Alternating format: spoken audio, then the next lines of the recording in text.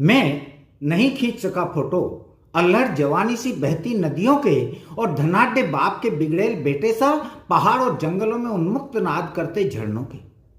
खेत खलिहान कुएं बावड़ी और पक्षियों के झुंड तो क्या, मैं नहीं ले सका तस्वीरें सघन वनों की भी, जिनमें कई किलोमीटर तक पग पग पर पसरे होते थे तेंदू, सागवान, कीकर, खेर, छोले, सालर आदि भांति भांति के वृक्ष, और उनके मध्य धोकड़ा, दूधी और खाखरा जैसी कई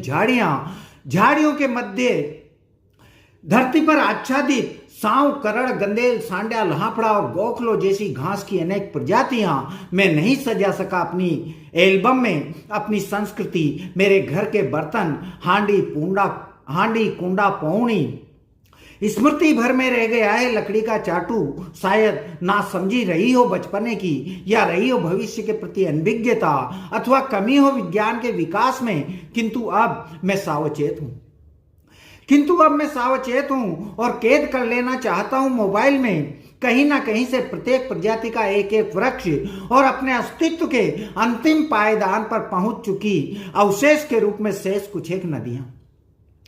कौवे तो अब बुलाए भी नहीं आते और दूर आकाश में मंडराते मृत पशु का आभास देते चील और गिद्ध भी मिल पाना असंभव है, मगर मैं खींच लेना चाहता हूं फोटो शीघ्र जाकर चिड़ियाघर में विलुप्त होते पशु पक्षियों के अंतिम वंशजों के, क्योंकि मुझे आभास है मेरे पोते नहीं तो पड़पोते अवश्य पूछेंगे कई अनगिनत प्रश्न, जैसे ये नदियां क्या होती है, जंगल कैसे होते हैं,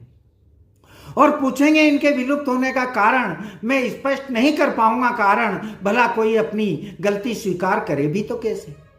मगर दे सकूंगा अस्पष्ट सा जवाब। दुकान से मिनरल वाटर की बोतल खरीदकर ढोलकर हल्के ढलान में कहूंगा, धरती पर बहा करता था कभी ऐसे ही अथाह जल, अनंत काल से अनंत दूरियों तक होता था नदी नाम उसका,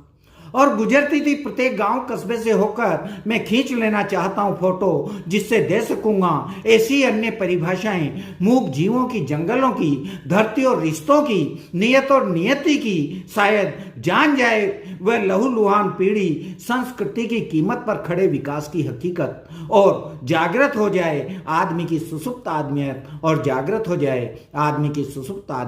बहुत बहुत आभार, बहुत बहुत धन्यवाद। अच्छा लगा तो मुझे सब्सक्राइब अवश्य करना है।